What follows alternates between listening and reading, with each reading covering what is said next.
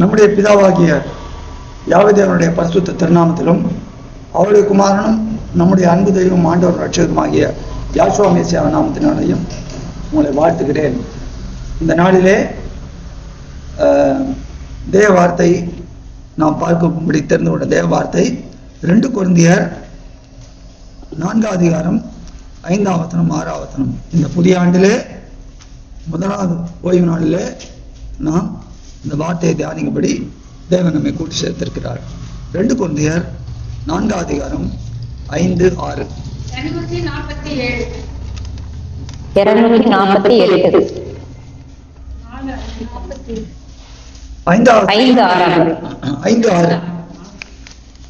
நாங்கள் எங்களையே பிரசங்கியாமல் கிறிஸ்து இயேசுவை மேசியா என்றும் எங்களையோ யாசுவா மேசியாவின் நிமித்தம் உங்கள் ஊழியக்காரர் என்றும் பிரசங்கிக்கிறோம்.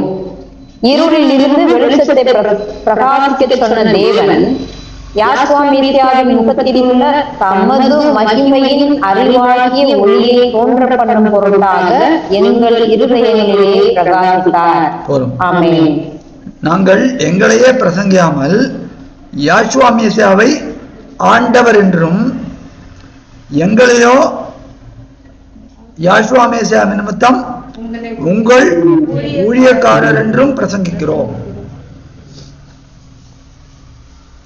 அப்போஸ்தலனாகிய பவுல் இது கொரிந்து பட்டணத்துக்கு எழுதுறார். கொரிந்து பட்டணத்துல இருந்த சபைக்கு கொரிந்து பட்டணத்துல இருந்த சபை எப்படிப்பட்ட சபையா இருந்தது?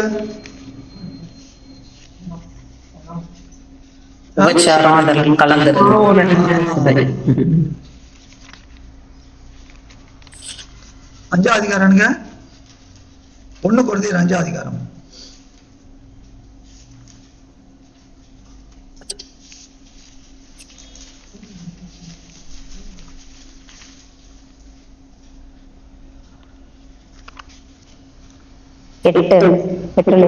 ஒண்ணு 5ஆம் அதிகாரத்துல கை வச்சுக்கோங்க. அப்படியே 1 கொரிந்தியர் 1ஆம் அதிகாரத்திலையும் ஒரு கை வச்சுக்கோங்க. 1 கொரிந்தியர் 5ஆம் அதிகாரம் முதல் வசனம் என்ன சொல்றது? உங்களுக்குள்ளே விபச்சாரம் பிரசித்தமாய் சொல்லப்படுகிறதே, ஒருவன் தன் தகப்பனுடைய மனைவியை வைத்துக் கொண்டிருக்கிறானே, அது அஞ்ஞானிகளுக்குள்ளும் சொல்லப்படாத விபச்சாரமாயிருக்கிறதே. உங்களுக்குள்ளே சரி. இப்போ 1 கொரிந்தியர் 1ஆம் அதிகாரம் 2ஆம் வசனம் பாருங்க. கொரிந்தியிலே கிறிஸ்து இயேசுவுக்குள் பரிசுத்தமாக்கப்பட்டவர்களாயும் பரிசுத்தவான்களாகும்படி அழைக்கப்பட்டவர்களுமாயும் இருக்கிற தேவனுடைய சபைக்கும் எங்களுக்கும் தங்களுக்கும் ஆண்டவராய் இருக்கிற நம்முடைய மேசியாவாகிய இயேசு கிறிஸ்துவின் நாமத்தை எங்கும் தொழுது கொள்ளுகிற அனைவருக்கும் எழுதுகிறதாவது. நம்முடைய மேசியாவாகிய இயேசு கிறிஸ்துவின் இல்ல, நம்முடைய யாசுவா மேசியா. ஏன் அப்படி படிச்சிட்டீங்க? முதல்ல வாசிச்சு தப்பா படிச்சிட்டீங்க.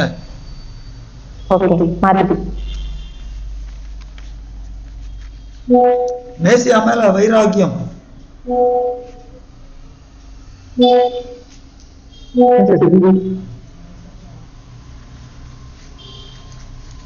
இங்க 2வது என்ன சொல்லுது? பரிசுத்தமாக்கப்பட்டவர்களாயும் பரிசுத்தவான்களாகும்படி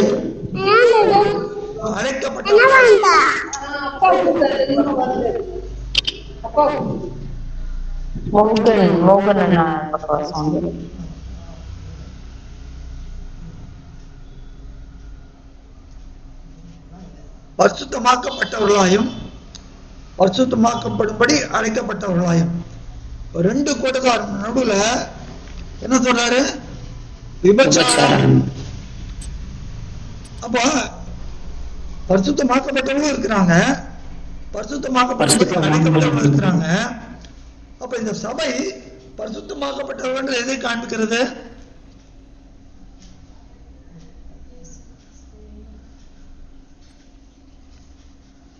அசுத்தம் இருக்குது. பரிசுத்தமாக்கப்பட்டவர்கள் எதை காமிக்கிறது? பரிசுத்தமாக்கப்பட்டவர்கள் விசுவாசம். பரிசுத்த ஆவியை பெற்றுக் கொண்டவர்களாக. யோவான் 3 அதிகாரம் 18 பாருங்க.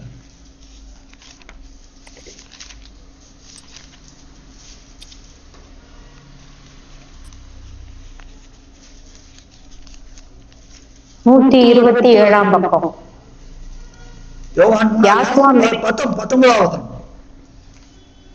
ஒளியானது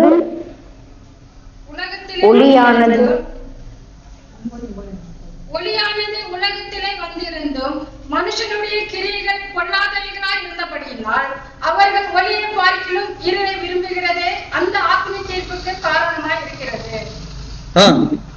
பொல்லாங்கு செய்கிற எவனும் ஒளியை பகைக்கிறான், தன் கிரியைகள் கண்டிக்கப்படாதபடிக்கு ஒளியினிடத்து வராதிருக்கிறான். சத்தியத்தின்படி செய்கிறவனோ தன் கிரியைகள் தேவனுக்குள்ளாய் செய்யப்படுகிறது என்று வெளியாகும்படிக்கு ஒளியினிடத்தில் வருகிறான் என்றார்.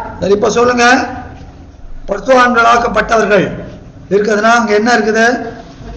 சத்தியம், ஒளி, சத்தியம், ஒளி, ஒளி, ஒளியின் கிரியைகள்.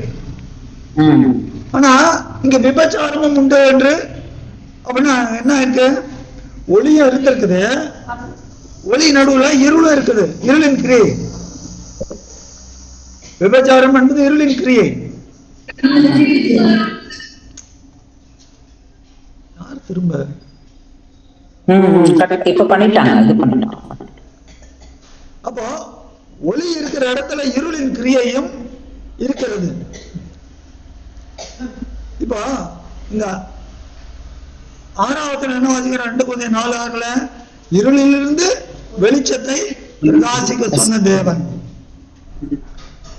எப்ப தேவன் இருளிலிருந்து வெளிச்சத்தை பிரகாசிக்க சொன்னாரு? ஆதியாகமம் 1:3 பாருங்க.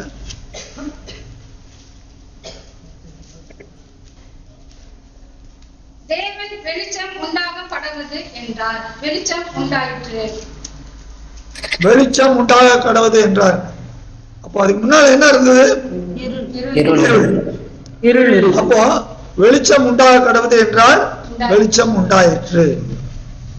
இததான் இங்க போல் சொல்ற. இருளிலிருந்து வெளிச்சத்தை பிரகாசிக்க சொன்ன தேவன் யாசுவா தேவன் முகத்தில் உள்ள தமது மகிமையின் அறிவாகிய, யாரான இங்கிலீஷ் வச்சிருக்கீங்களா?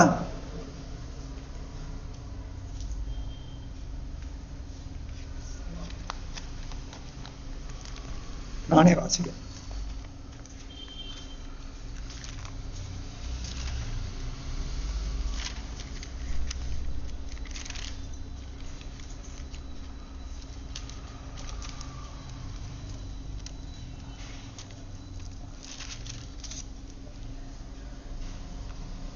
For God, who commanded the light to shine out of darkness, has shined in our hearts to give the light of the knowledge of the glory of God in the face of Lord Yeshua Messiah. இங்கிலீஷ்ல இன்னும் கொஞ்சம் தெளிவா இருக்கும். தமிழ்ல கொஞ்சம் வீக்கா இருக்கிறது. தமிழ்ல சில இடங்கள்லாம் வீக்கா இருக்கும். அது இங்கிலீஷ்ல பார்த்துட்டு, இங்கிலீஷ் தெரிஞ்சவங்களாம் அதை இங்கிலீஷ்ல பார்த்துட்டு உங்களுக்கு படிச்சீங்கன்னா, கம்பேர் பண்ணீங்கன்னா ஈஸியா இருக்கும், பெட்டர் அண்டர்ஸ்டாண்டிங். தேவன் ஆதியில, அந்த ஆதி ஆகமத்துல என்ன பார்க்கிறோம்? வெளிச்சம் உண்டாக கடவுது என்றார். அது ஏன் அப்படி சொன்னாரு? எல்லாமே இருளா இருந்தது. அப்படியாச்சு தள்ளப்பட்டாங்க, மேல தள்ளப்பட்டாங்க. அதனால இருள இருந்தா வானம் பூமி நல்லா இருந்தது. பூமி ஒழுங்கின்மையாச்சு. ஏன் ஒழுங்கின்மையாச்சு? அவன் விழுந்தான், தள்ளப்படல, அவன் விழுந்தான். நல்ல இருக்கணும். தள்ளப்பட்டது, தள்ளப்பட போறது வேற. விழுந்தது அவன் விழுந்தான். அவன் விழுந்ததுனால என்னாச்சு? ஒழுங்கின்மை உரிமை போய் இருள் வந்தது. அப்ப இந்த இருள் வந்த இடத்துல தேவன் என்ன பண்றார்? மறுபடியும் அதை சரி பண்றதுக்காக வெளிச்சம் கடவுது என்றார்.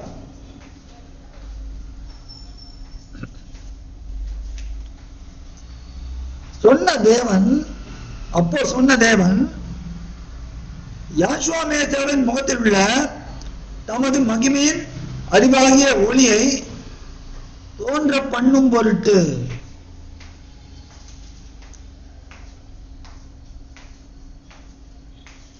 எங்கள் இருதயங்களிலே பிரகாசிக்கிறார். தேவன் பிரகாசிக்கிறார். தேவன் ஏன் பிரகாசிக்கிறார்?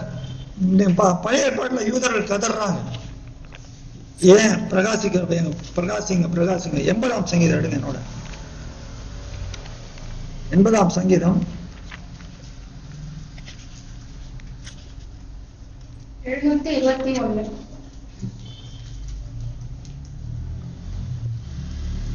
80ஆம் சங்கீதம் 3ஆம் வசனம் வாசிக்க.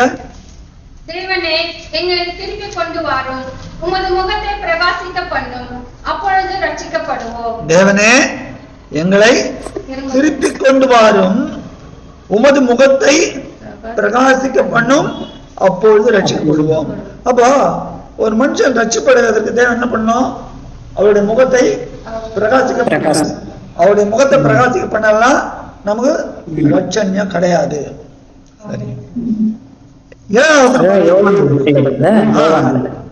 உலகத்தில் வந்த எந்த மனுஷனும் பிரகாசிக்கிற மெய்யான ஒளி யோவான் இல்ல வர இதுல 80ஆம் சங்கீதம் 7ஆம் வசனம் பாருங்க. சேனைகளின் தேவனே எங்களை திருப்பி கொண்டு வாரும், உமது முகத்தை பிரகாசிக்க பண்ணும், அப்பொழுது ரட்சிக்கப்படுவோம். 7ஆம் வசனம் சொல்றாரு என்ன? எங்களை திருப்பி கொண்டு வாரும், திருப்பணும், எங்களை திருப்பி கொண்டு வாரும், அப்பொழுது ரட்சிக்கப்படுவோம். நேர 19ஆம் வசனம் பாருங்க. அதேதான் சொல்றாரு, சேனைகளின் தேவனாகிய யாவே தேவனே எங்களை திருப்பி கொண்டு வாரும், உமது முகத்தை பிரகாசிக்க பண்ணும், அப்பொழுது ரட்சிக்கப்படுவோம். அப்ப 3 முறை இந்த சங்கீத காலத்துல சொல்றாரு. இந்த சங்கீதத்தை எழுதினது யாரு? யாரோட சங்கீதம்? ஆசாபின் சங்கீதம். ஆசாப் சொல்ற, ஆசாப் ஒரு பக்திமான், நல்ல தாவீதால் ஏற்படுத்தப்பட்ட ஒரு என்ன சொல்ல வாத்தியக்காரர், இசை வாத்தியம் வாசிக்க தெரிஞ்சு தேவனை துதிக்கிற ஒரு மனுஷர், ஒரு பரிசுத்தவான்.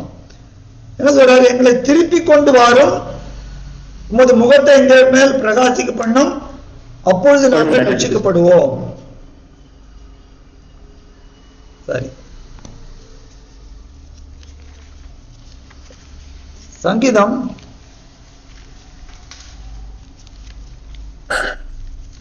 44ஆம் சங்கீதம் 3ஆம் வசனம் அங்க பாருங்க, என்ன சொல்றாரு? 44ஆம் சங்கீதம் 3ஆம் வசனம். அவர்கள் தங்கள் பட்டயத்தால் தேசத்தை கட்டிக் கொள்ளவில்லை, அவர்கள் புயமும் அவர்களை ரட்சிக்கவில்லை. நீர் அவர்கள் பிரியமாயிருந்தபடியால் உம்முடைய வலது கரமும் உம்முடைய புயமும் உம்முடைய முகத்தின் பிரகாசமும் அவர்களை ரட்சித்தது.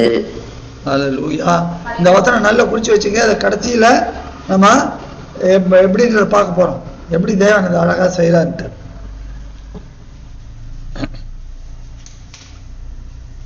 சரி, அதே மாதிரி சங்கீதம்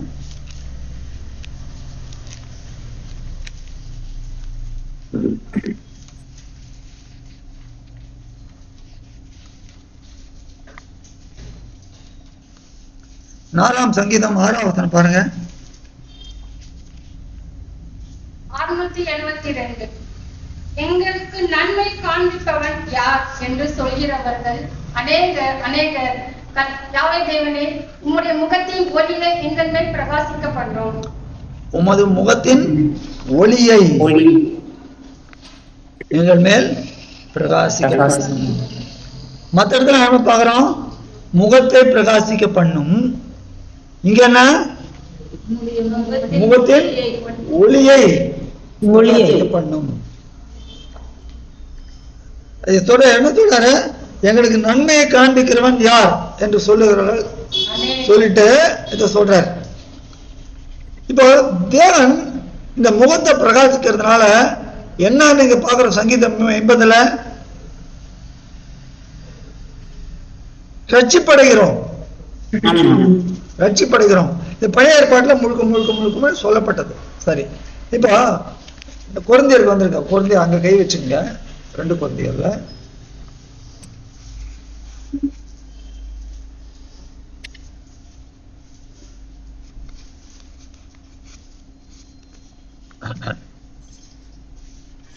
இதுக்கு பவுல் என்ன சொல்ற 5ஆம் வசனத்துல 2:4 5ஆம் என்ன சொல்றாரு? நாங்கள் எங்களையே பிரசங்கியாமல். ஒரு மனுஷன் ஒரு ஊழியக்காரன் பிரசங்கிக்கிறான்னா யார பிரசங்கிக்கணும்?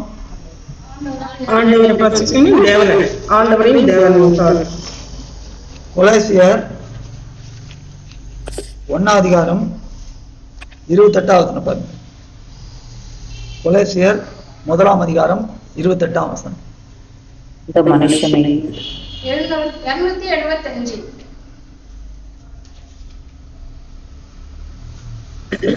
எந்த மனுஷனையும் யாஸ்வா மேசியாவுக்குள் தேறினவனாக நிறுத்தும்படிக்கு அவரையே நாங்கள் அறிவித்து எந்த மனுஷனுக்கும் புத்தி சொல்லி எந்த மனுஷனுக்கும் எல்லா ஞானத்தோடும் உபதேசம் பண்ணுகிறோம்.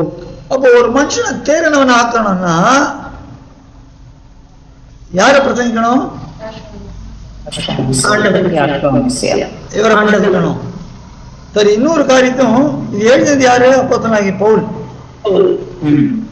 அப்போ நம்ம பிரசங்கிக்க வேண்டியது எதை பத்தி? யார பத்தி?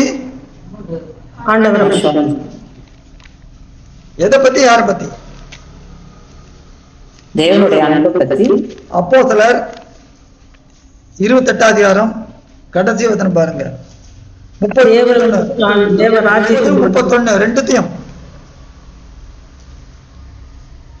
206 அப்போஸ்தலர் 28 30 31 பின்பு பவுல் தனக்காக வாடகைக்கு வாங்கியிருந்த வீட்டிலே 2 வருஷம் முழுதும் தங்கி தன்னிடத்தில் வந்த யாவரையும் ஏற்றுக்கொண்டு மிகுந்த தைரியத்துடனே தடையில்லாமல் தேவனுடைய ராஜ்யத்தை குறித்து பிரசங்கித்து யாஸ்வா மேசியாவை பற்றிய விசேஷங்களை உபதேசித்துக் கொண்டிருந்தான். இங்க பவுல் சொல்றாரு, ரெண்டுத்தை கனெக்ட் பண்றாரு. எப்படி? தேவனுடைய ராஜ்யம், அதே போல ஆண்டவராகிய யாஸ்வா மேசியாவை பற்றிய விசேஷம். தேவனுடைய ராஜ்யம் என்ன? தேவனுடைய ராஜ்யத்துல என்ன விசேஷம்? தேவனுடைய ராஜ்யத்துல என்ன விசேஷம்? உலக ராஜ்யத்துல என்ன விசேஷம்? ஒரு விசேஷம் உலக ராஜ்யம் ஒரு விசேஷமும் கிடையாது. இங்க எல்லாம் சேஷம் தான். எல்லாம் சேஷம். சேஷம்னா என்னது? வேஷம். வேஷம். சேஷம்னா என்னது? தள்ளப்பட்டது இல்ல, தீட்டு, எல்லாம் குப்பை. அப்ப தேவனுடைய ராஜ்யத்துல யார் ராஜாவா இருப்பாரு? ஆண்டவராகிய யாஸ்வா மேசியா. அதுதான் பவுல் சொல்ற, தேவனுடைய ராஜ்யத்தை பற்றியும் ஆண்டவராகிய யாஸ்வா மேசியாவுடைய அவரை பற்றி விசேஷம். ஏன் அவர் ஆளுகை செய்வார் என்றால் நமக்கு என்ன? God bless you. அவர் ஆளுகை செய்ய போறப்ப நம்மளும் ஆளுகை செய்வோம். ஏன்? அவர் உயிர்த்தெழுந்தார். தேவன் நம்மை கூட எழுப்புகிறார். அவர் எப்படி உயிர்த்தெழுந்தார்? பாடுபட்ட பின்பு. அப்ப நம்மளும் வாழ்க்கையில பாடுபட நமக்கு அந்த உயிர்த்தெழுதலில் பங்கு, அந்த ராஜ்யத்தில் பங்கு. அப்ப இத பத்தி சொல்லணும். இந்த ஒரு மனுஷனுக்கு பாட பத்தி சொன்னாலே ஜனங்க என்னன்னு சொல்லுவாங்க? ஐயோ, பிரசங்கம் வேண்டாம்பா, இந்த பிரசங்கம் வேண்டாம், எங்களுக்கு ஏற்ற பிரசங்கம் சொல்லு.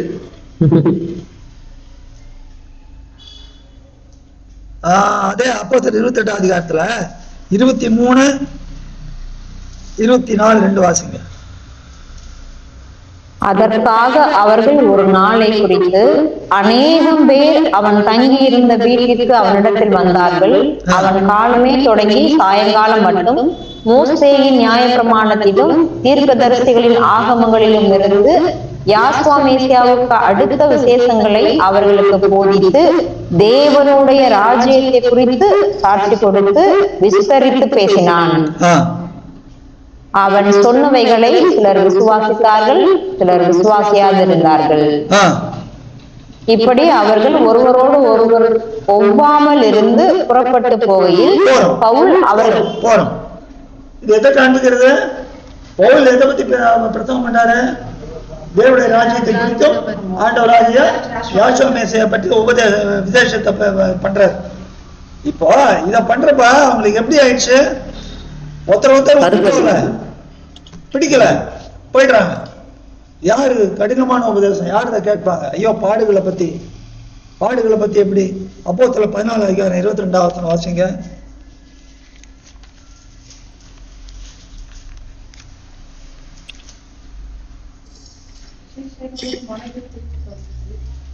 அநேக உபத்திரங்கள் 183 22. சீஷருடைய மனதை சிதப்படுத்தி விசுவாசத்திலே நிலைத்திருக்கும்படி அவர்களுக்கு புத்தி சொல்லி, நாம் அநேக உபத்திரவங்களின் வழியாய் தேவனுடைய ராஜ்யத்தில் பிரவேசிக்க வேண்டும் என்று சொன்னார்கள். அப்போ இந்த பாடுகள் வழியாய் கடந்து போக வேண்டியது நம்ம ஒவ்வொரு மனுஷனுக்கும் அவசியம். அப்ப நம்ம பிரசங்கிக்க வேண்டியது யாரை பிரசங்கிக்கணும்? ஆண்டவராகிய யாசுவா மேசியா. ஏன் பவுல் சொல்றாரு, எதை குறித்து மேன்மை பாராட்ட மாட்டேன்.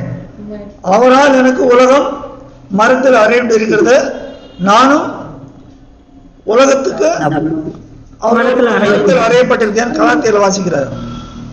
அப்போ உலகத்தை பத்தி எதை பத்தியும் இல்லை, இந்த பாடுகள் இல்லை. நம்ம யாரை பிரசங்கிக்கணும்?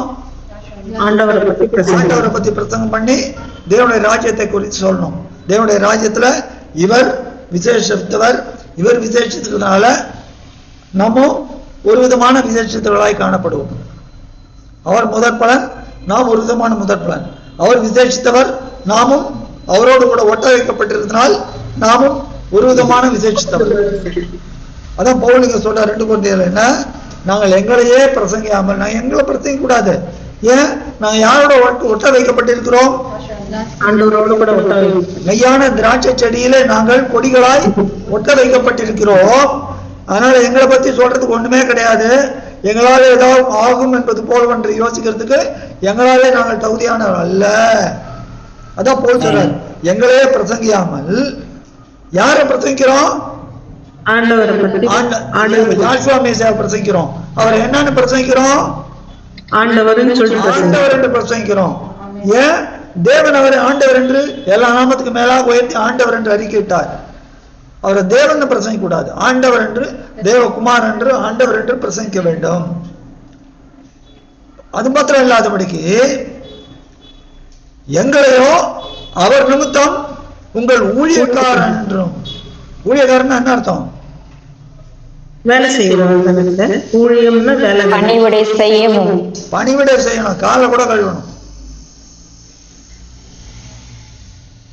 இங்கிலீஷ் சொல்லுவாங்க மினிமல் ஜாப். எந்த தொழிலாக இருந்தாலும் நம்ம செய்யணும். அதுதான் அவரே நமக்கு காட்டின மாடல். இந்த பவுல் இதை சொல்லிட்டு தான் சொல்றாரு. ஏன் நான் இன்னைக்கு நிறைய பேரு நாங்க பிரசங்கிக்கிறோம்னு வராங்க, ஆனா யாரை பிரசங்கிக்கிறாங்க? தங்களையே பிரசங்கிக்கிறாங்க. அப்ப தங்களையே பிரசங்கித்தா அங்க என்ன இருக்காது? ஒளி இருக்காது. ஆஷா சொன்னாங்களே, உலகத்துல எந்த மனுஷனையும் பிரகாசிக்கிற மெய்யான ஒளியே அவர். அப்ப அந்த ஒளி இருக்காது, இருளை தான் பிரசங்கிக்கிறார்கள். நம்ம பிரசங்கிக்க வேண்டியது மெய்யான ஒளியாகிய அவரைத்தான் பிரசங்கிக்க வேண்டும். இதை பத்தி இதை எப்படி பிரசங்கிக்கணும்ன்றத எங்க சொல்றாரு. இது ஏன் அப்படின்ட்டு, இப்போ தேவன் என்ன சொன்னாரு? இருளில் இருக்குது, இந்த இருளில ஒளி வரணும். ஒளி வந்தா இருளதை பற்றி கொள்ளாது. யோவான் 1 வாசிக்கிறோம். இருளதை பற்றி கொள்ளாது.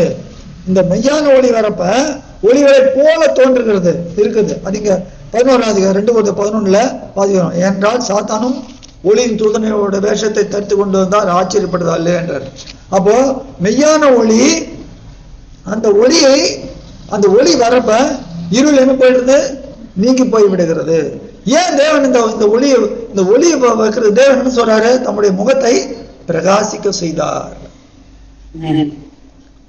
இந்த அப்போஸ்தலனாகிய பவுல் எழுதுறப்ப இதே கொரிந்தியர்ல 3ஆம் அதிகாரத்துல சொல்றாரு.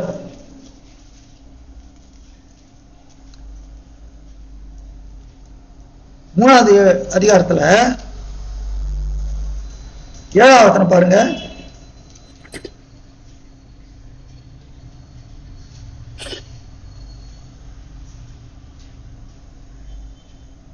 எழுத்துக்களினால் எழுதப்பட்டு கற்களில் பதிந்திருந்த மரணத்துக்கு ஏதுவான ஊழியத்தை செய்த மோசேனுடைய முகத்திலே மகிமையின் பிரகாசம் உண்டானபடியால் இஸ்ராயேல் புத்திரர் அவன் முகத்தை நோக்கி பார்க்க கூடாதிருந்தார்களே. அவன் மோசே முகத்துல ஒரு பிரகாசம் இருந்தது, அவங்க அதை பார்க்க முடியாம இருந்தாங்க. ஏன்? ஏன்னா இவங்களுக்கெல்லாம் இருள் இருந்ததுனால அந்த இது பெரிய. மோசே எங்க அழைச்சிட்டு போறாப்ல? கானான் தேசத்துக்கு. வாரந்தேன் ஓடுகிற கானான் தேசத்துக்கு அழைச்சிட்டு போனாரா? இல்ல இல்ல, முன்னாலே தேவன் அடக்கம் பண்ணிட்டாரு. மோசே முகத்துல இருந்த ஒளி எப்படிப்பட்ட ஒளி? அது ஒழிந்து போகிறது, மங்கி போகிற அல்லது ஒளிந்து போகிற ஒளி. ஒளிந்து போகிற ஒளி அதை பார்க்க முடியாம இருந்தது. ஆனால் இங்கே ஆண்டவராக யாசுவா மேசியாவோட ஒளி எப்படிப்பட்ட ஒளி? சதாகாலத்துக்கு பிரகாசிக்கிற ஒளி. அது மங்கி போகிறதோ போல இருந்தது, ஆனால் அப்படி இல்லை. அது பிரகாசிக்கிறது, என்னென்றைக்கும் பிரகாசிக்கிறது. அது விசேஷித்த ஒளி. ஆனா 3ஆம் அதிகாரத்துல 4ஆம் அதிகாரம் எழுதுறாரு. சரி, இப்போ அழகா நம்ம பார்க்கணும். இப்ப மோசே என்ன சொன்னார் பாக்குறப்ப, மோசேக்கு தேவன் கொடுத்த கட்டளையும் மோசே என்ன பாக்குறப்ப, உபாகமம் எண்ணாகமம் 6ஆம் அதிகாரம்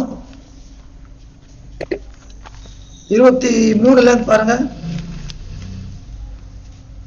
எண்ணாகமம் எல்லாம் அந்த 175ஆம்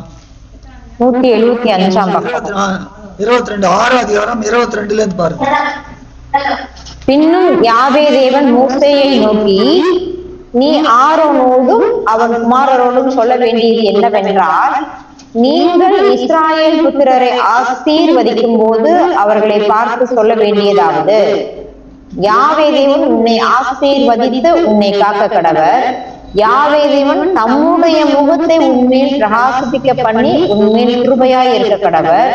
யாவே தேவன் தம்முடைய முகத்தை உன்மேல் பிரசன்னமாக்கி உனக்கு சமாதானம் கட்டளையிட கடவர் என்பதே. இதமாய் அவர்கள் என் நாமத்தை இஸ்ராயேல் புத்திரர் மேல் கூற கடவர்கள், அப்பொழுது நான் அவர்களை ஆசீர்வதிப்பேன் என்று சொல் என்றார்.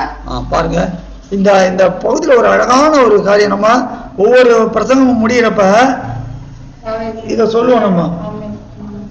இதுக்கு காரணம் என்ன? இங்க 3 காரியத்தை தேவன் சொல்றார். இது மோசேக்கும் ஆரோனுக்கும் அவருடைய குமாரனுக்கும் தேவனால் மோசையை கொண்டு கொடுக்கப்பட்ட கட்டளை. ஆரோன் யாரு? பிரதான ஆசாரியன். பிரதான ஆசாரியன் தேவன் எதுக்கு ஏற்படுத்தினாரு? தூபம் காட்டுவதற்கும் தேவனுடைய நாமத்தினாலே ஜனங்களை ஆசீர்வதிப்பதற்கும் தேவன் அவளை ஏற்படுத்தினார். இப்போ இவங்க ஆசீர்வதிக்கிறப்ப 3 காரியத்தை சொல்றாங்க. என்ன? யாவே தேவன் உன்னை ஆசீர்வதித்து உன்னை காக்க கடவர். 2வது, உன்மேல் பிரகாசி பண்ணி உன்மேல் இருக்க கடவர். தம்முடைய முகத்தை யாவே தேவன் மேல் பிரசன்னமாக்கி உனக்கு சமாதானம் கட்டளையிடப்படும் என்பது 3 காரியங்கள். 3 காரியத்தை பாக்குறப்ப முதல் காரியம் என்ன? ஆசீர்வதித்து.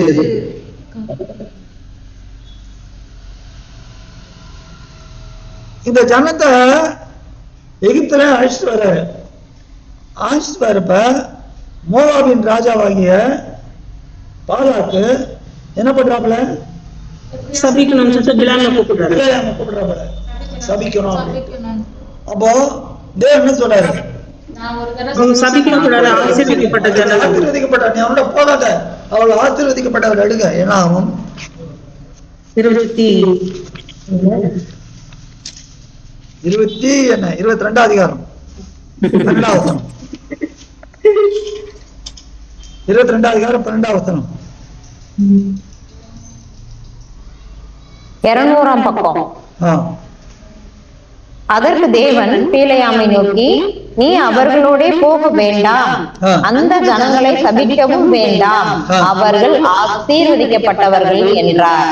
தேவன் சொன்னார்னா சொன்னதுதான், அவர்கள் ஆசீர்வதிக்கப்பட்டவர்கள். அப்ப இங்க ஆரோனை கொண்டு சொல்றாரு, யாவை தேவன் உன்னை ஆசீர்வதித்து உன்னை காக்க கடவர்.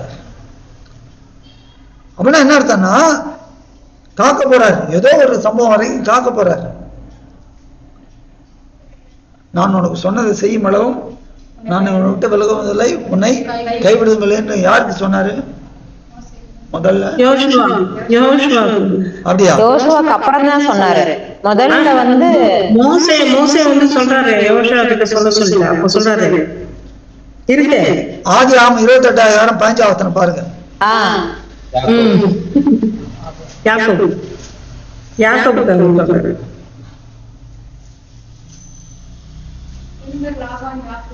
34ஆம் பக்கம்.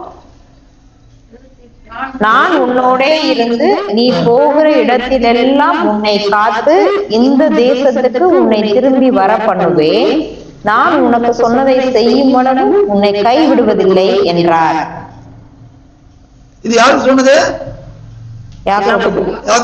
இந்த யாக்கோபு என்ன பண்ணிட்டாரு? பேர் மாத்திட்டாரு, இஸ்ரவேல். இந்த யாக்கோபு எப்ப இஸ்ரவேல் பேர் மாத்தினாரு? முன்னாடி போனதுக்கு அப்புறம் பின்தங்கி இருந்து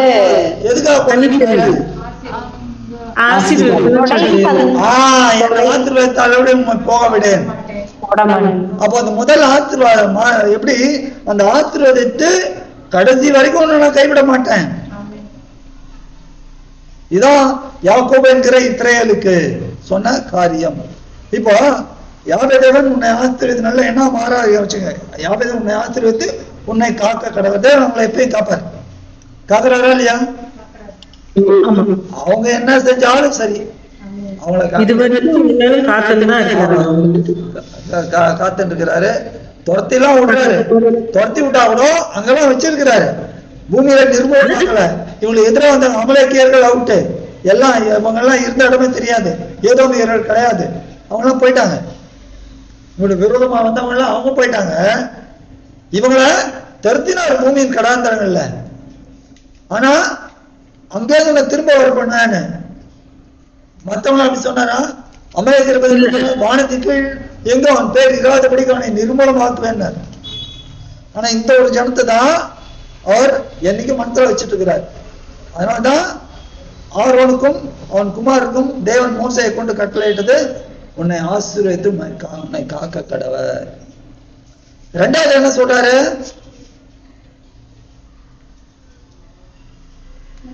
முகத்தை உண்மையில் பிரகாசிக்க பண்ணி சமாதானம் கிருபையா இருக்க கடவர்.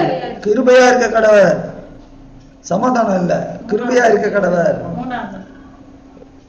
பிரகாசிக்க பண்றப்ப கிருபையா இருக்கு. யாரு சொல்றாரு? யூதர்களுக்கு சொல்றாரு, இஸ்ராயேலுக்கு.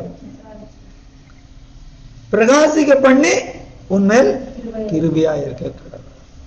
பிரகாசிச்சாரா இல்லையா? பிரகாசிச்சார். ஆனா என்ன ஆச்சு? அப்போ 28 அதிகாரம் திரும்ப போங்க.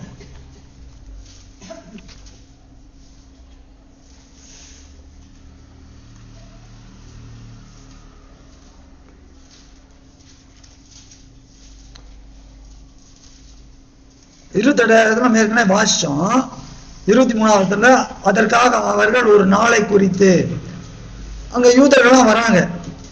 இந்த யூதர்கள்லாம் வந்தப்ப பவுல் இதை சொன்ன உடனே அவங்க ஒவ்வொரு போயிட்டாங்க. அது பவுல் என்ன சொல்றாரு?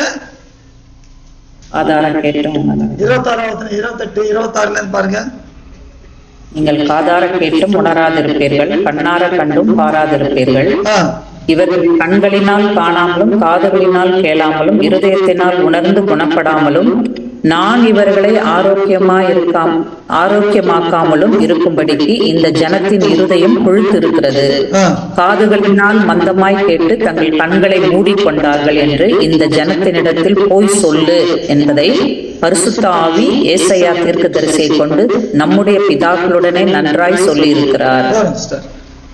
இப்போ பிரகாசிக்க பண்ணிட்டாரு. அங்க ஆரோனை கொண்டு சொன்ன அந்த ஆசீர்வாதம் நிறைவேறும்படி பிரகாசிக்க பண்ணிட்டாரு. ஆனா அங்க ஆரோன் சொன்ன வார்த்தை என்ன?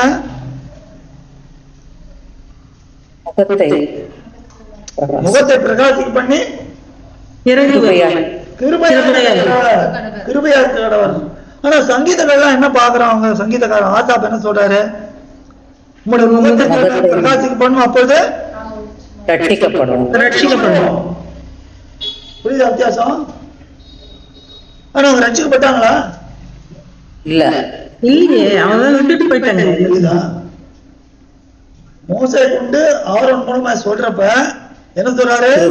பிரகாசிக்கப்பட்டு கிருபையா இருக்க கடவர். ஆனா பிற்காலத்துல வந்து ஆசாப், தேவ பக்தி உள்ள ஆசாப் என்ன சொல்றாப்ல? பிரகாசிக்க பண்ணி எங்களை ரட்சியும். அப்ப ஆசாப் அங்க என்ன சொல்றாப்ல? எங்களை திருப்பி கொண்டு வரும், உங்களுடைய முகத்தை எங்க பிரகாசிக்க பண்ணும், அப்பொழுது ரட்சிக்கப்படுவோம். எத்தனாவது வசனம்? 3வது வசனம், 9வது வசனம், 19வது வசனம். 3 வசனம் சொல்றாரு.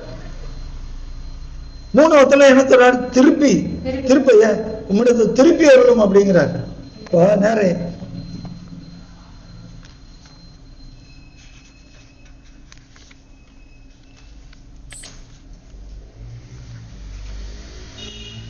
ஏசாயா 49 போங்க.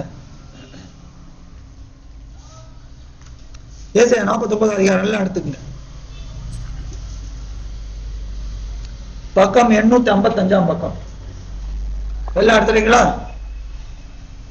1ல இருந்து அப்படியே வாசிட்டே வாங்க. தீவுகளே எனக்கு செவி கொடுங்கள், தூரத்தில் இருக்கிற ஜனங்களே கவனியுங்கள். தாயின் கற்பத்தில் இருந்தது முதல் யாவே தேவன் என்னை அழைத்து, நான் என் தாயின் வயிற்றில் இருக்கையில் என் நாமத்தை பிரஸ்தாபப்படுத்தினார். அவர் என் வாயை கூர்மையான பட்டயமாக்கி தமது கரத்தின் நிழலினால் என்னை மறைத்து, என்னை துலக்கமான அம்பாக்கி என்னை தமது அம்பார துணியிலே மூடி வைத்தார். அவர் என்னை நோக்கி, நீ என் தாசன்.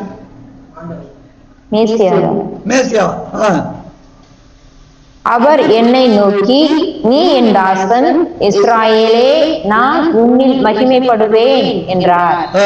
அதற்கு நான், விருதாவாய் உழைக்கிறேன், வீணும் வியர்த்தமுமாய் என் பலனை செலவழிக்கிறேன். ஆகிலும் என் நியாயம் யாவே தேவனிடத்திலும் என் பலன் என் தேவனிடத்திலும் இருக்கிறது என்று சொன்னேன். யாக்கோபை தம்மிடத்தில் திருப்பும்படி நான் தாயின் கற்பத்தில் இருந்தது முதல் யாவே தேவன் தமக்கு தாசனாக என்னை உருவாக்கினார். இஸ்ராயேலோ சேராதே போகிறது. ஆகிலும் யாவே தேவனுடைய பார்வையில் கனமடைவேன். என் தேவன் என் பலனாய் இருப்பார். இந்த வசனத்தை மாத்திரம் பாருங்க. 5வது சரி, 6வது வாசி முடிச்சிருங்க. 6 முடிச்சிருங்க. யாக்கோபின் கோத்திரங்களை எழுப்பவும் இஸ்ராயேலில் காக்கப்பட்டவர்களை திருப்பவும் நீர் எனக்கு தாசனாய் இருப்பது அற்ப காரியமாய் இருக்கிறது. நீர் பூமியின் கடைசி பரியந்தமும் என்னுடைய ரட்சிப்பாய் இருக்கும்படி உம்மை ஜாதிகளுக்கு ஒளியாகவும் வைப்பேன் என்கிறார். இப்ப 5வது வசனத்துல என்ன சொல்றாரு? யாக்கோபை தம்மிடத்தில் திருப்பும்படிக்கு தேவன் என்ன பண்றாரு? நான் ஆண்டவர் சொல்றாரு, நான் என் தாயின் யாவதேவன் தமக்கு தாசனாக என்னை உருவாக்கினார்.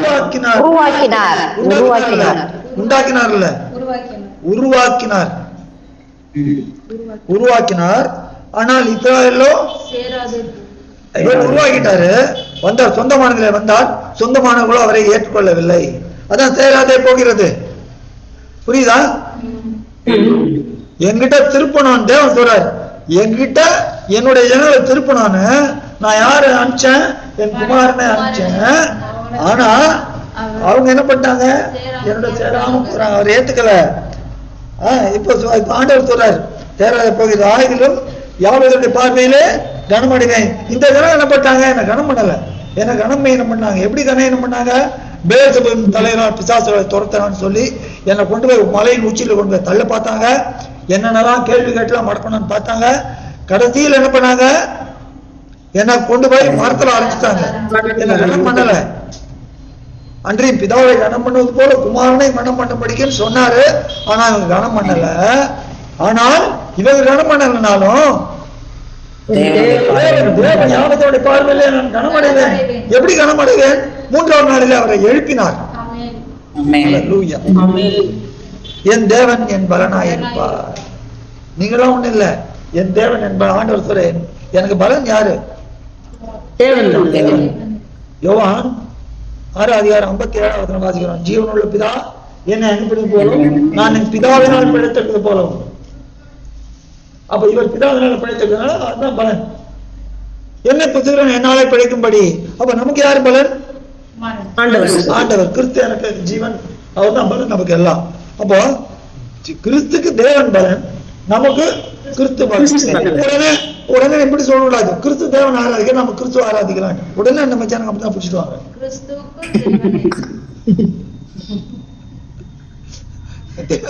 உடனே பிடிச்சிடுவாங்க.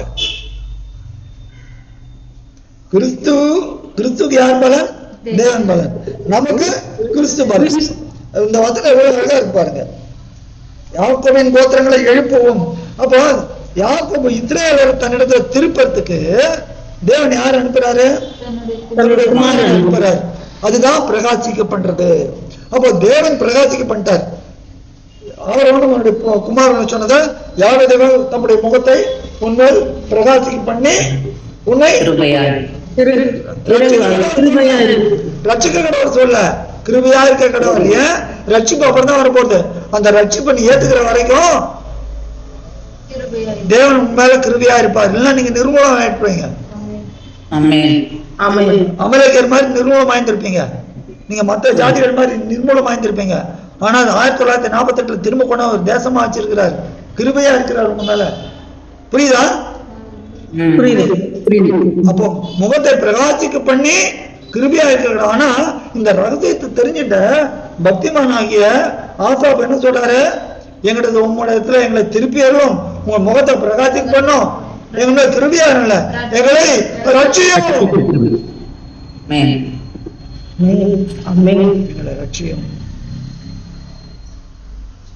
இப்ப மூணாவது காரியங்கிற யாரு தேவன்? முகத்தை பிரசன்னமாக்கி. Could you read it in English? Number, brother? Pradeep?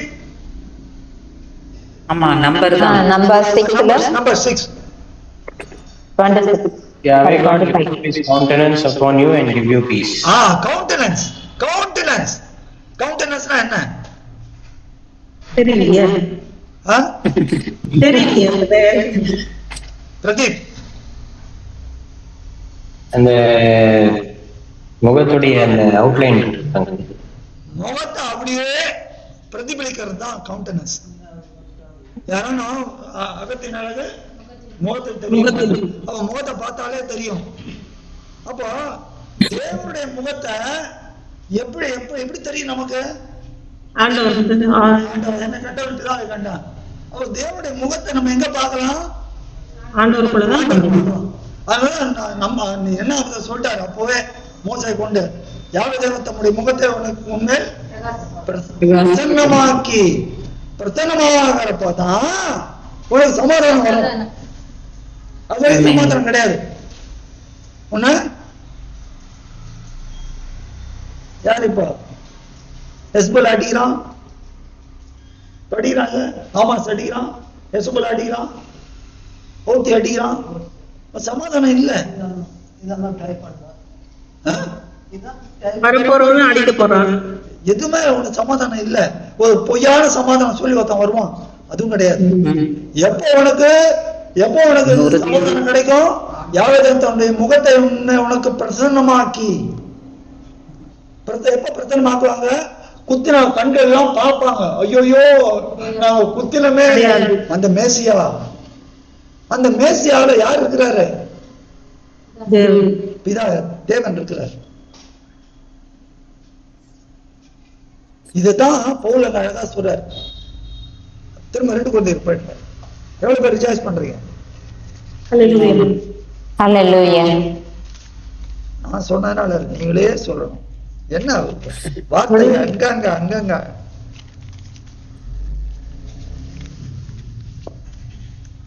இருளிலிருந்து வெளிச்சத்தை பிரகாசிக்க சொன்ன தேவன் யாசுவா மேசியாவின் முகத்தில் உள்ள அவருடைய முகத்தில் என்ன இருக்குதான்? தேவன் தன்னுடைய மகிமையின் அறிவாகிய ஒளி. தேவனுடைய மகிமை அறிஞ்சுக்கிறதுக்கு ஒரு அந்த மகிமை அது வந்து ஒரு ஒளி. அந்த ஒளி நம்மள வர வேண்டும். அதான் சொல்ற இயேசு கிறிஸ்துவோட முகத்துல என்ன இருக்குதா? தேவனுடைய மகிமையின் அறிவாகிய ஒளி. அப்போ ஆண்டவரை பார்க்கிறப்பதான் தேவன் நமக்கு பிரசன்னமாறார். ஆண்டவரை பார்க்கறப்பதான் தேவன் நமக்கு பிரசன்னமாறார். நமக்கு பிரகாசிக்கப்பட்டது, பிரசன்னமாறது எல்லாம் நம்ம பாருங்க. பழைய பாட்டுல இருந்து அவங்களை காட்டுல நம்ம எவ்வளவு விசித்தவர்கள் பாருங்க. இப்போ ஒரு கேள்வி இருக்குது. இப்ப அவங்களுக்கு வந்து முகத்தை மேல் பிரகாசிக்க பண்ணி கிருபை, ஆசாப்ப வந்து ரட்சிப்புன்னு சொல்றாரு. இப்ப நம்ம ரட்சிப்பு ஆயிட்டோமே, நம்ம ரட்சிப்பு ஆயிடாமா? நமக்கு என்னன்ற நமக்கு ரட்சிப்பு. ஏன்னா நம்ம ஏத்தணும். அந்த காலத்துல யூதர் ஆசாபை போல பக்திமான்கள் ஏத்தன யூதர்கள் சபைக்குள்ள வந்துட்டாங்க. பேதுரு, யோவான் அவங்கெல்லாம் யூதர்கள். வந்த இந்த காலத்துல இருந்தானே இருந்திருப்பாரு. அந்த ஆண்டவருக்கு முன்னால இருந்தாரு. ஆண்டவர் அந்த காலத்துல இருந்த யூதர்கள்ல யாரெல்லாம் ஏத்துனாங்களோ அவங்களாம் எங்களை ரட்சியம் ஏத்துக்கிறாங்க. எப்படி ஆசா சொன்னாப்லையோ அதே போல அவங்களும் ஏத்துனாங்க. ஏத்துனாலும் யூதர்கள் ஆயிட்டாங்க, தேவன் பிள்ளைகள் ஆயிட்டாங்க. அவங்களும் சபைக்குள்ள வந்தாங்க. புரியுதா? உங்க கேள்விக்கு பதில் கிடைச்சதா? ஆசாஸ்திர கேட்ட கேள்வி எல்லாருக்கும் புரியுதா? இல்ல ஆண்டி கேக்குறதுல வந்து இந்த 24, 25, 26 அந்த வசனத்தை கம்பேர் பண்ணி அதை கேக்குறீங்க, அப்படிதானே ஆண்டி? இல்ல அவரு வந்து இப்போ வந்து பிரகாசிக்க பண்ணி கிருபையா இருக்கணும்னு சொன்னாரு. அடுத்தது ஆசாப்ப வந்து ரட்சியம்னு சொன்னாரு. இன்னைக்கு நம்ம அந்த ரட்சிப்பை பெற்றுக்கொண்டோமே, இப்ப நம்மளுக்கு என்ன கேட்டகரியில என்ன? ஓகே, யாரு பிரகாசிக்கிறோம்னா ரட்சியம்னு ஆசாப் சொன்னார்ல, அவரோட யூதன். நம்ம ரட்சிக்கப்பட்டுட்டோம். பிற்காலத்துல வந்த யூதர்கள்லாம் யாரெல்லாம் ஏத்துக்கிட்டாங்களோ அவங்களாம் ரட்சிக்கப்பட்டாங்க. யாருக்கெல்லாம் பிரகாசமாக ரட்சிக்கப்பட்டாங்க. ஆசாப் சொன்ன விண்ணப்பம் அவர்களிலே நிறைவேறி.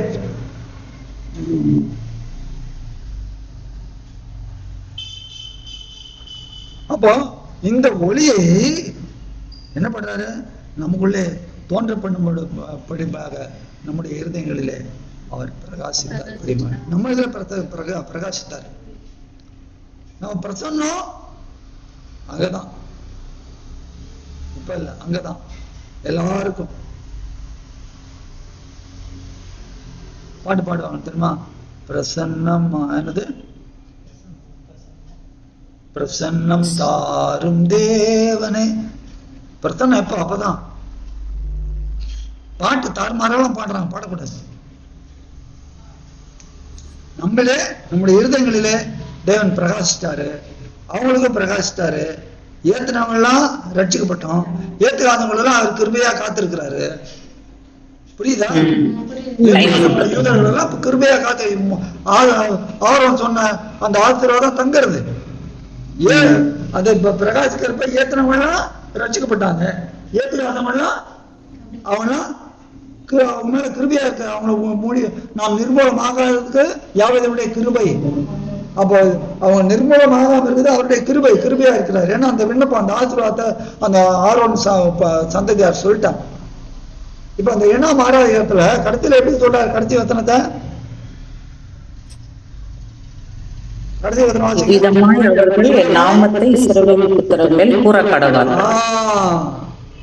என் நாமத்தை அவர்கள் கூற கடவர்கள். அப்பொழுது நான் அவர்களை ஆசீர்வதிப்பேன். அப்ப நாமத்தை கூறினா தானே அந்த ஆசீர்வாதம் வரும். அப்ப எப்படி யூதர்கள் ஐயோ அது பரிசுத்த நாமம், அது யாவையும் சொல்லக்கூடாது, அதுக்கு போல அடனாயின் போடணும், அதை லாடுன்னு போடணும், இதுல யாரோட தந்திரம்? பிசாசோட தந்திரம். அது பரிசுத்த ஆனா நீங்க லாடுன்னு போட்டாங்க இங்கிலீஷ்ல, வழி வழியா லாடுன்னு வருது.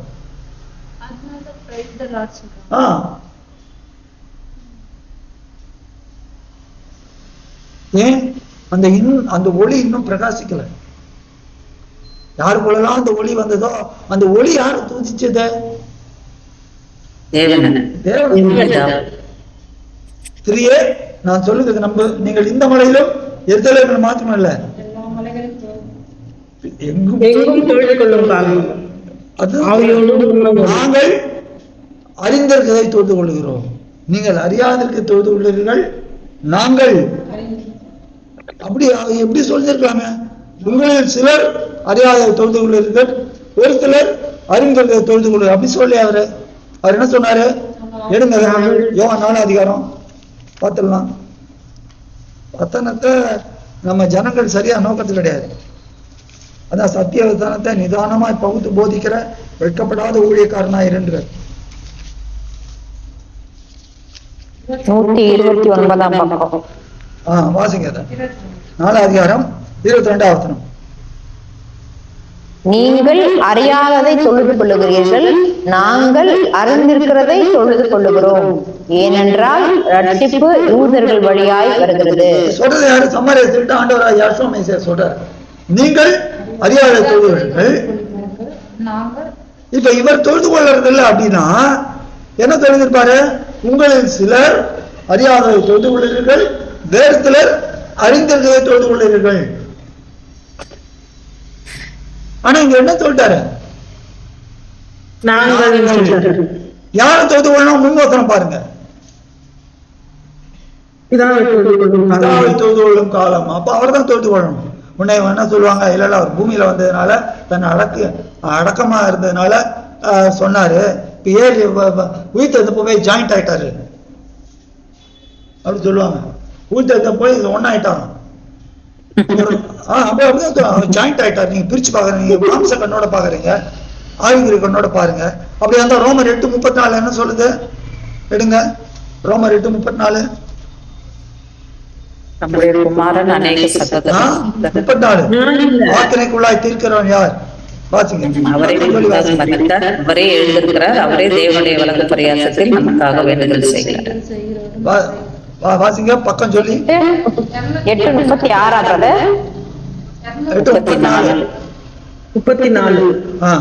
216ஆம் பக்கம். வாசிங்க. ஆக்கினைக்குள்ளாக தீர்க்கிறவன் யார்? மேசியாவே மரித்தவர், அவரே எழுந்தும் இருக்கிறவர், அவரே தேவனுடைய வலது பார்க்கத்திலும் இருக்கிறவர், நமக்காக வேண்டுதல் செய்கிறவரும் அவரே. பாருங்க, அவர் வேண்டுதல் செய்கிறார், அவரே மரித்தவர். 1 தீமோத்தேயு 6:16 என்ன சொல்றது? ரெண்டுத்தையும் ஒப்பிட்டு பாருங்க. 1 தீமோத்தேயு 6:16 ரோமர் 8:34 ஒப்பிட்டு பாருங்க. சேரக்கூடாத ஒளியில் வாசம். ஒருவராய் 290ஆம் பக்கம். சொல்லுங்க. 290ஆம் பக்கம் வாசிங்க. ஒருவராய் சாவாமை உள்ளவரும். ஒரு நிமிஷம். ஒருவராய் சாவாமை உள்ளவரும். பவுலு கல்ல நறுக்குன்னு ஒரு குட்டு குட்டார், அவரே மரித்தவர், அவர் சாவாமை உள்ளவர் கிடையாது. புரியுதா உங்களுக்கு? இந்த ரோமர் 2 எழுதினதும் பவுலு, தீமோத்தேயு எழுதினதும் பவுலு. பவுல் என்ன சொல்றாரு ரோமர்ல? இவரே மரித்தவர், இவர் சாவாமை உள்ளவர் கிடையாது, இவரே மரித்தவர். அவர் என்ன சொல்றாரு அங்க? மூன்றில் ஒருவராய் இல்ல, ஒருவராய் பாட்டு பாடுவாங்க. 3இல் ஒன்றாக ஜொலித்திடும் பரிசுத்த ஆவியே ஸ்தோத்தரிப்போம், பிதா குமாரன் பரிசுத்தாய், பாட்டுலாம் பாடுறாங்க. ஒருவராய், 3இல் ஒருவராய் இல்ல, ஒருவராய் சாவாமை உள்ளவர். இங்க யாரு? இவர் மரித்து உயிர் தெழுந்து தேவனுடைய பார்த்து பார்த்து வீட்டிலிருந்து நமக்காக வேண்டுதல் செய்கிறார். அப்ப தெளிவா இருக்கிறது. அப்போ இந்த பிரசன்னமாக்குதல் அவங்களுக்கு கிடைக்கிறப்பதான் அவங்க சமாதானத்தை பெற்றுக்கொள்வாங்க. ஆனால் இந்த இடைப்பட்ட காலத்துல பிரகாசிக்க பண்ணியும் அதை ஏற்றுக்கொள்ளாமல் இருக்கிறவர்கள் அவங்களுக்கு ரட்சிப்பு கிடையாது, சமாதானமும் கிடையாது. அவங்களுக்கு ரட்சிப்பு கிடையாது, சமாதானமும் கிடையாது. ரட்சிப்பு சமாதானமே கிடையாது. மனம் திரும்பல் வந்துச்சுன்னா அது வரும். அவங்க ஏற்றுக்கொண்டாங்கன்னா மனம் திரும்பல் வரணும். அதான் மனம் திரும்புங்கள் முதல்ல ஊழியத்தை ஆரம்பிக்கிறவே அதான் ஆண்டவர் சொல்றாரு. அப்ப இந்த ஒளி நம்முடைய இதை தோன்றப்படுத்தாக தேவன் நமக்கு என்ன பண்ணிட்டாரு, பிரகாசித்தாரு. நம்ம ரட்சிக்கப்பட்டோம். இந்த ரட்சிப்பை நாம் மற்றவர்களுக்கு எடுத்து சொல்ல வேண்டும். நீர் பூமியின் கடைசி பரியந்தம் ரட்சிப்பாய் இருக்கும்படிக்கு நீர் உண்டாக்கின உங்களுடைய ஏசாயா 49 அதிகாரம் 6 7 அப்படியே சொல்லுகிறது. லூக்கா 2:30 இப்படி சொல்லுகிறது. சகல ஜாதிகளும் உண்டாக்கின உங்களுடைய ரட்சணத்தை என் கண்கள் கண்டது. அந்த ரட்சணம், அந்த ரட்சணத்தை தான் நம்ம அறிவிக்கணும். அதுக்குதான் தேவன் என்ன பண்ணாரு, நம்முடைய இருதயம் நம்முடைய உங்களை பிரகாசித்தார் பிரியமானவர்களே. அப்ப தேவன் அந்த திட்டத்தை முதலே தீர்மானம் பண்ணிட்டாரு. தாயின் கர்ப்பத்தில் இருந்து போவே என் நாமத்தை அவர் என்னை உருவாக்கினார், என் நாமத்தை பிரஸ்தாபப்படுத்தினார் ஆண்டவர் சொல்றாரு. எப்படி சொல்றாரு, எப்படி அவர் நாமத்தை பிரஸ்தாபப்படுத்தினாரு? இவர் என்னுடைய நேசகுமாரன். அது ஞானஸ்நானம் எடுக்கிறப்ப தாயின் கர்ப்பத்தில் இருந்தப்ப எப்படி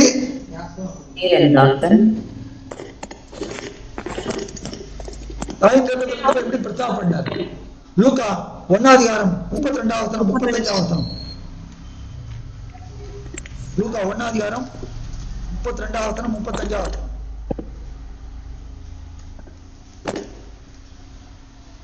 அவர் பெரியவராய் இருப்பார், உன்னதமானவருடைய குமாரன் எனப்படுவார். யாவே தேவன் அவருடைய பிதாவாகிய தாவீதின் சிங்காசனத்தை அவருக்கு கொடுப்பார். அல்லேலூயா.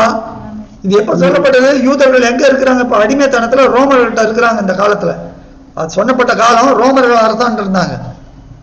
அடிமைத்தனத்துல போயிட்டு திரும்ப திரையிற்கு போயிட்டு அடிமைத்தனத்திலே திரும்ப வந்து அந்த காலத்துல எனக்கு எப்ப போச்சுது, அதை கவிழ்ப்பேன் சொல்லிட்டார். உரிமைக்கான வரும் வரைக்கும் வந்து இல்லாதிருக்கும் சொல்லிட்டார். அப்ப அந்த சிங்காசனத்தை விழுந்து போன தாவீதின் கூடாரத்தை அந்த தாவீதின் சிங்காசனத்தை நான் யாருக்கு கொடுக்க போறேன்? என் குமாரனுக்கு கொடுக்க போறேன். அவர் உன்னதமான குமாரன், உன்னதமானவர் நான் தான். பாட்டு எப்படி பாடுறாங்க? உன்னத தேவனே. அது மாதிரி நான் பாட மாட்டேன். அவங்க பாடுற பாட்டு தப்பான பாட்டு. பொதுவா கிறிஸ்தவங்க எல்லாம் பாடுவாங்கல்ல, உன்னதமானவருடைய குமாரன் எனப்படுவார், உங்களுடைய பிதாவாகிய தாவீது சிங்காசனத்தை அப்ப நாமத்தை பிரஸ்தாபம் பண்ணாரு. 35 இன்னும் சொல்றாரு, அதுக்கு குவாலிபிகேஷன் கொடுக்கிறார். லூக்கா 1:35. தேவதூதன் அவளுக்கு பிரதியுத்தரமாக பரிசுத்த ஆவி உன்மேல் வரும், உன்னதமானவருடைய பலன் உன்மேல் நிழலிடும். ஆதலால் உன்னிடத்தில் பிறப்பது உன்னிடத்தில் பிறக்கும் பரிசுத்தம் உள்ளது, தேவனுடைய குமாரன் எனப்படும். அல்லேலூயா. உன்னிடத்தில் பிறப்பது பரிசுத்தம் உள்ளது.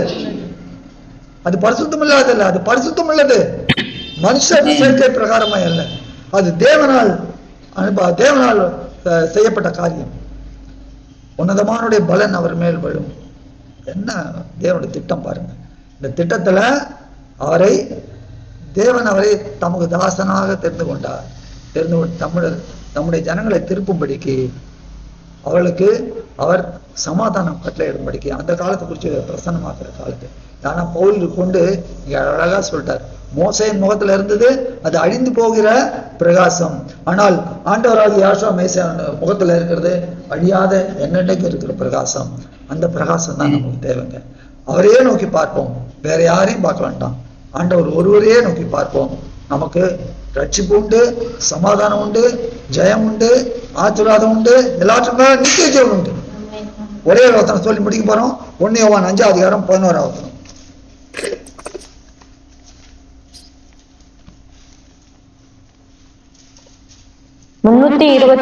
பக்கம்.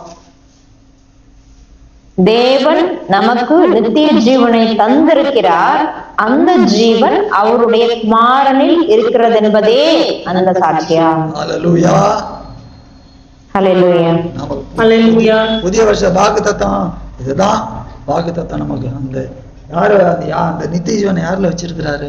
தன்னுடைய குமாரனை கொடுத்து சாட்சியில நித்திய அவரை விசுவாசிங்கள், நீங்கள் கெட்டு போக மாட்டீர்கள், நித்திய ஜீவனை பெற்றுக்கொள்வீர்கள். அவர் எப்படி விசுவாசிக்கணும்? அவரை தேவனுடைய குமாரன் என்று விசுவாசிக்க வேண்டும். அல்லது ஒன்றான மெய்தேவனாகிய அந்த தேவனையும் அவர் அனுப்பினவராகிய ஆண்டவராகிய யாஷா மேசியாவும் நாம் விசுவாசித்து நித்திய ஜீவனை பெற்றுக்கொள்ளவும். ஆண்டவர் தாமே நம்ம ஒவ்வொருவரையும் ஆசீர்வதிப்பாராக. ஆமென்.